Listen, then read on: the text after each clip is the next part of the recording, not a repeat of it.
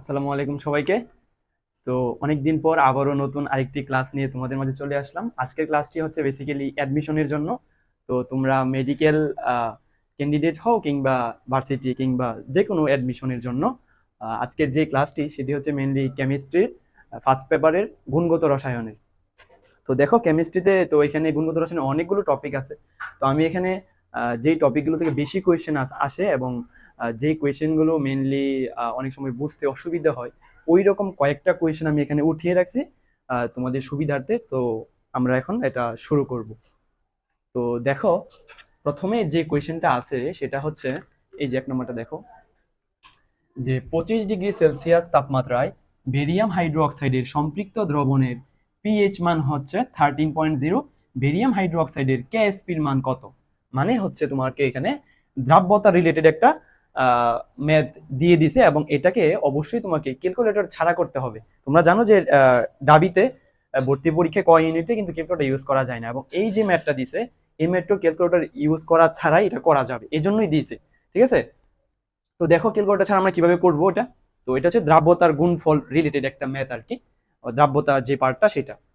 তো দেখো এখানে ফার্স্টে যেটা বলা আছে, এখানে তোমার কাছে কিন্তু বেরিয়াম এবং হাইড্রোক্সিল আয়ন যেটা কোনোটারই ঘনমাত্রা দেওয়া নাই।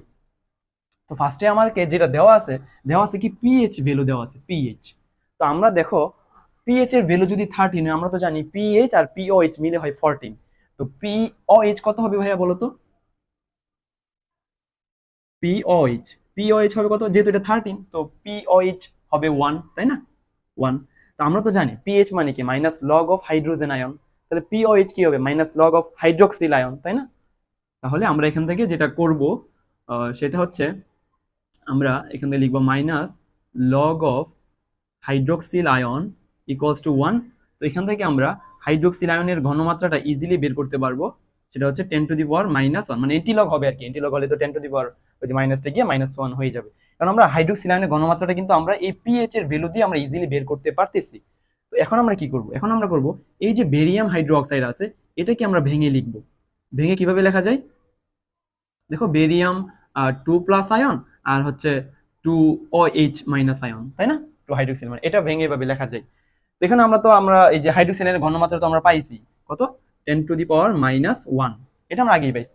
তো তোমরা একটা জিনিস খেয়াল করো, আমরা তো এটা আগেও শিখে আসছি যে আমরা এই যে বেরিয়াম হাইড্রোক্সাইডের যে কেএসপি আমরা বের করব, মানে দ্রাব্যতার গুণফল, দ্রাব্যতার গুণফল কিন্তু একটা দুর্বল তড়িৎ বিশ্লেষণের জন্য প্রযোজ্য, এটা সব সময়। সবল তড়িৎ বিশ্লেষণের জন্য দ্রাব্যতার গুণফল প্রযোজ্য নয়।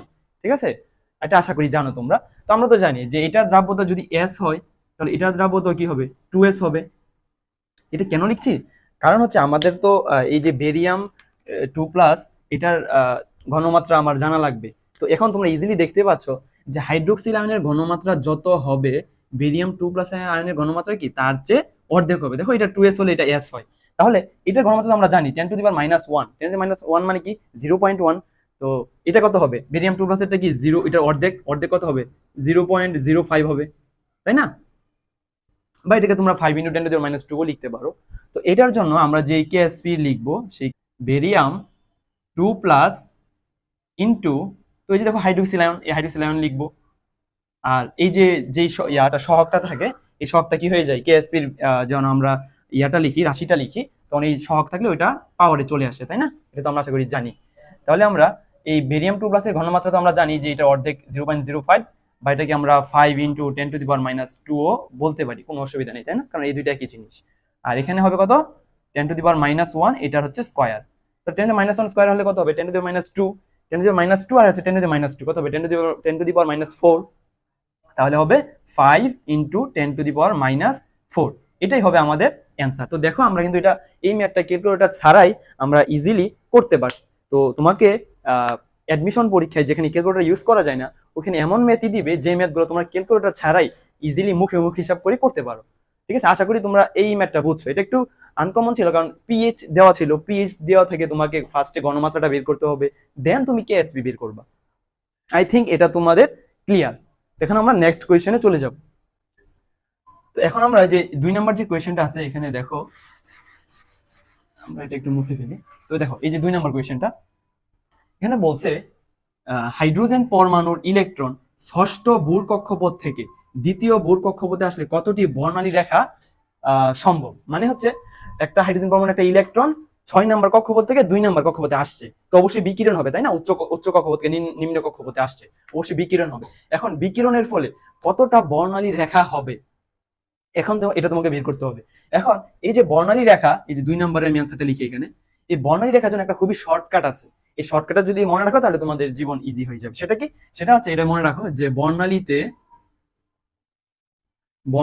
রেখার সংখ্যা, বর্ণালীতে রেখার সংখ্যা, এটার সূত্রটা হচ্ছে n2 minus n1 into n2 minus n1 plus 1 divided by 2, n2 minus n1 into n2 minus n1 plus 1 by 2, এটা হচ্ছে বর্ণালীতে রেখার সংখ্যা, কতটা রেখা সম্ভব সেইটার সূত্র। তাহলে এখানে n2 এর ভ্যালু কত আর n1 এর ভ্যালু কত, দেখো ভাই এটা হচ্ছে ষষ্ঠ ভূর কক্ষপথ থেকে আসছে, তার মানে হচ্ছে n2 এর যে ভ্যালু সেটা হচ্ছে 6, আসছে কততে 2 নম্বরে আসছে, তার মানে n1 এর ভ্যালু হচ্ছে 2, দেখছো মানে যত নাম্বার থেকে আসছে সেটা হচ্ছে n2, আর যত নাম্বারে আসবে সেটা হচ্ছে n1। তাহলে আমরা এখন ভ্যালুগুলো ইনপুট করি, কত হবে, n2 এর তো 6 না, তাহলে হবে 6 minus 2 into 6 minus 2 plus 1 divided by 2, তো 6 থেকে 2 বাদ দিলে কত থাকে 4, ইন্টু কত হবে 6 থেকে 2 বাদ দিলে 4, 4 আর 1 হচ্ছে 5, কাটাকাটি করলে 2 দুগুণে 4, 5 দুগুণে 10, তার মানে হচ্ছে এটা অ্যান্সার হবে 10। দেখো এটা কিন্তু ক্যালকুলেটর ছাড়াই করা যাচ্ছে, ঠিক আছে, তার মানে এখানে আমরা অ্যান্সার কত হবে 10। আমরা এখানে 6 নম্বর থেকে 2 নম্বরে আসলে আমরা এখানে বর্ণালীতে টোটাল 10টা রেখা পাবো, ঠিক আছে। আশা করি 2 নম্বর কোয়েশ্চেনটাও তোমাদের ক্লিয়ার, এবং এই যে ফর্মুলাটা এটা শর্টকাটের জন্য তোমরা মনে রাখবে, অবশ্যই অবশ্যই এটা মুখস্থ করে ফেলবা যে এই ফর্মুলাটা আর কি। তো নেক্সটে দেখো এখানে বলা আছে আর 3 নম্বর কোয়েশ্চেন, এখন 2 নম্বরটা আশা করি বোঝা গেছে। তো এখানে বলা আছে যে পেস্টেন সিরিজের জন্য সর্বোচ্চ তরঙ্গ সংখ্যা কত, এটা মুছে ফেলি। বলা আছে কি পেস্টেন সিরিজ, লাইমেন বামার পেস্টেন, লাইমেন বামার পেস্টেন মানে হচ্ছে 3 নম্বর কক্ষপথে আসছে আর কি ইলেকট্রনটা, যেহেতু 3 নম্বর কক্ষপথে আসছে ইলেকট্রনটা মানে পেস্টেন সিরিজের জন্য তো n1 এর ভ্যালু 3 তাই না, n1 n2 n3, তাহলে লাইমেন বামার পেস্টেন, তার মানে হচ্ছে আমরা যদি এখানে 3 নাম্বারটা লিখি সেটা হচ্ছে n1 এর যে ভ্যালু সেটা হবে 3। তো এখন আমাকে বলছে তরঙ্গ সংখ্যা কত, তরঙ্গ সংখ্যা আমাকে বের করতে হবে। তো এর জন্য তরঙ্গ সংখ্যা মানে কি, তরঙ্গ সংখ্যা হচ্ছে 1 বাই ল্যামডা তাই না।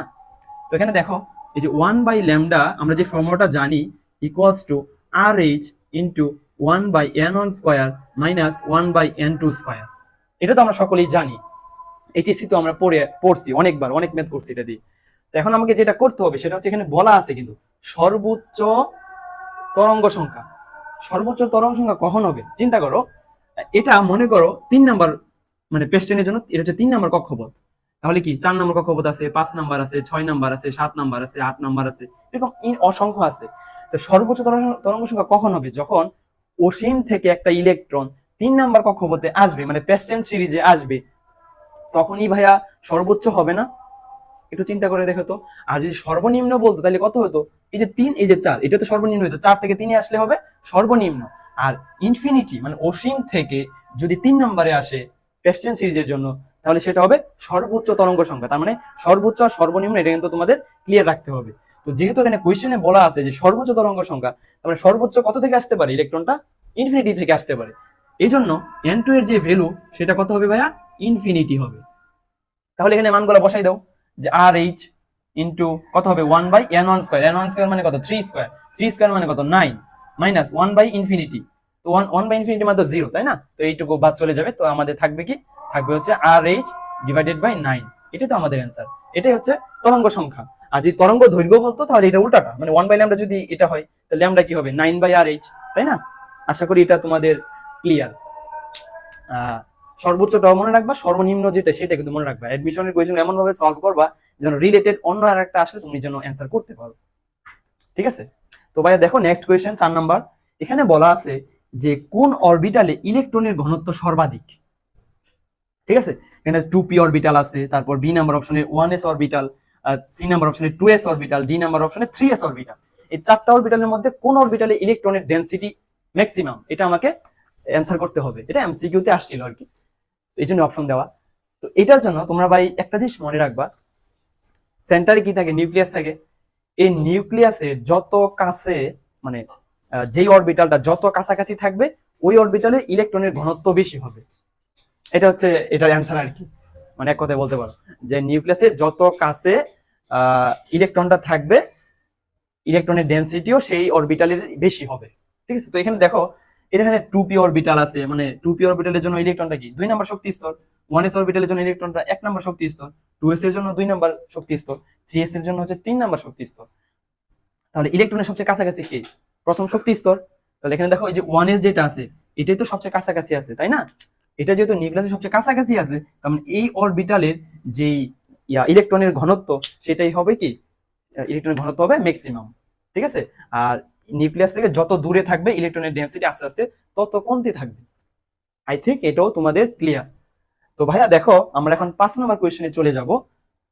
এটা দেখো কি লেখা আছে, হাইড্রোজেন পরমাণুর একটি ইলেকট্রন এর পঞ্চম কক্ষপথের শক্তি প্রথম কক্ষপথের কত গুণ। ঠিক আছে, মানে 5 নম্বর কক্ষপথের শক্তি প্রথম কক্ষপথের শক্তির কত গুণ, এটা তোমাকে বের করতে হবে। তো এটার জন্য একটা শর্টকাট ফর্মুলা আছে। তো এখন এটা যদি তুমি অঙ্ক করে বের করো, ম্যাথ করে, তাহলে অনেক বড় হয়ে যাবে। জানো এই কক্ষপথের শক্তির বা ব্যাসার্ধ ব্যাগের ম্যাথ গুলা যে ফর্মুলাগুলো এটা অনেক বড়। এই জন্য তোমরা যে শর্টকাটটা মনে রাখবা সেটা হচ্ছে এটা, En equals to E1 divided by n square. এটা হচ্ছে শর্টকাট, এটা তোমরা অবশ্যই মুখস্থ রাখতে হবে, আশা করি এটা অনেকেই জানো। তাহলে এখানে যেহেতু বলছে যে পঞ্চম কক্ষপথের শক্তি, তার মানে হচ্ছে কি ভাই বলতো E5, তাই না? E5 equals to E1 by n square. n square মানে কি 5 স্কয়ার, E1 মানে হচ্ছে প্রথম কক্ষপথের শক্তি আর কি। তাহলে কত হবে এটা বলতো, E5 ইকুয়ালস টু হবে E1 ইন্টু 1/25।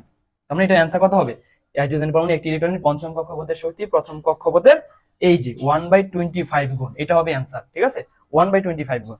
তো যেহেতু এটা বলে দিছি, তো এটার সাথে সাথে আরো দুইটা শর্টকাট বলে দিই। এটা তো কক্ষপথের শক্তি নিয়ে আসছে, তো এরকম ভাবে কক্ষপথের ব্যাগ নিয়ে আসতে পারে। সাপোজ ধরো যে বলে দিল যে পঞ্চম কক্ষপথের ব্যাগ প্রথম কক্ষপথের ব্যাগের কত গুণ, অথবা আরেকভাবে আসতে পারে যে পঞ্চম কক্ষপথের ব্যাসার্ধ প্রথম কক্ষপথের ব্যাসার্ধের কত গুণ। এরকমের জন্য তোমরা এই আরো দুইটা শর্টকাট মনে রাখবা, Vn ইকুয়ালস টু V1/n, আর এটা হচ্ছে ব্যাগের জন্য। ঠিক আছে, আর ব্যাসার্ধের জন্য যেটা মনে রাখবা সেটা হচ্ছে এটা Rn equals to R1 into n square. এটা হচ্ছে ব্যাসার্ধের আর কি। ঠিক আছে, আর এটা হচ্ছে ব্যাগের জন্য। পঞ্চম কক্ষপথের ব্যাগ বলে B5 হবে, এখানে B1/5 মানে 1/5। ঠিক আছে, আর এটা হচ্ছে ব্যাসার্ধের জন্য Rn equals to R1 into n square. ঠিক আছে, তো এখানে তোমরা ওই যে অনেক সময় এটা এমসিকিউতে আসে যে এই যে প্রথম হাইড্রোজেনের পরমাণুর এমসিকিউতে আসে যে প্রথম কক্ষপথের ব্যাসার্ধ কত, মানে এটা মুখস্থ রাখতে হবে। এটা কত, এটা হচ্ছে যে R1 ইকুয়ালস টু হচ্ছে 0.59 অ্যাংস্ট্রম। ঠিক আছে, অথবা তুমি অ্যাংস্ট্রম থেকে যদি মিটারে যাও তাহলে এইভাবে লেখা যায় 0.59 ইন্টু 10⁻⁻10 মিটার। ঠিক আছে, এটা হচ্ছে তোমার প্রথম কক্ষপথের ব্যাসার্ধ। ঠিক আছে, এটা এক্সট্রা আর কি, এইটুকু এক্সট্রা, এটার সাথে রিলেটেড না। এটাকে এই যে প্রথম কক্ষপথের যে ব্যাসার্ধ এটাকে কিন্তু ভাইয়া ভূর ব্যাসার্ধ বলা হয়। ঠিক আছে, যদি অনেক সময় আসে যে ভূর ব্যাসার্ধ কত, সেটাও কিন্তু এটাই হবে। তো আশা করি এটা তোমাদের ক্লিয়ার। তো ভিডিওটা আর লং করবো না, তো নেক্সট দিন আমরা আরো নতুন নতুন ডিফারেন্ট একটা টপিক বা এমসিকিউ নিয়ে আমরা আবারও তোমাদের মাঝে চলে আসবো। তো তোমাদের সবাইকে অসংখ্য ধন্যবাদ, যারা পেজ থেকে দেখতেছো তোমরা আমাদের যে ফেসবুক পেজটা আছে সেটাকে ফলো করে দিও। তোমাদের সবাইকে অসংখ্য ধন্যবাদ, দেখা হচ্ছে পরবর্তী ভিডিওতে।